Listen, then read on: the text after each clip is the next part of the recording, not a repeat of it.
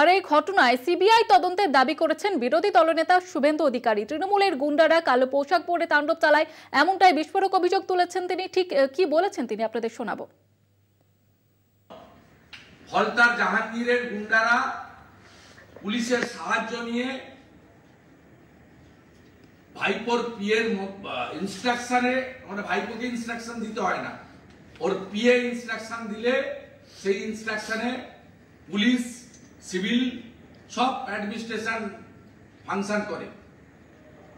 তারা রাত্রিবেলা জাজেদের আবাসনে আলো বন্ধ করে কালো পোশাক পরে হলতার গুন্ডাদের ঢুকিয়ে জাহাঙ্গীর শামীমরা কি করে কিছু বুঝে।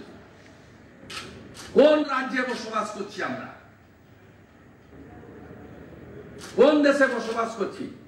আমি আজকে ইভিনিং এ মাননীয় গভর্নরকে লিখব যে advise and direct to the chief secretary এই কেসকে, এই অভিযোগকে হ্যান্ডওভার করতে সিবিআই কে। যদি না করে সরকার, আগামী মানডে আমি পাবলিক ইন্টারেস্ট লিটিগেশন করব টু প্রোটেক্ট লোয়ার জুডিশিয়ারি এবং আমাদের জাজেস।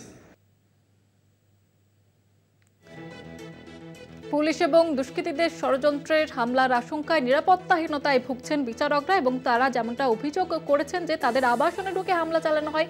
এবং এই ঘটনার প্রেক্ষিতে এবার বিরোধী দলনেতা শুভেন্দু অধিকারী তিনি সিবিআই তদন্তের দাবি তুলেছেন এবং তৃণমূলকে কাঠগড়ায় দাঁড় করিয়েছেন। তৃণমূলের গুন্ডারা কালো পোশাক পরে এই ঘটনা ঘটায়, এমনটাই দাবি করেছেন বিরোধী দলনেতা শুভেন্দু অধিকারী। ডায়মন্ড হারবারের ঘটনায় এবার সরাসরি তৃণমূলকে আক্রমণ শুভেন্দু অধিকারীর।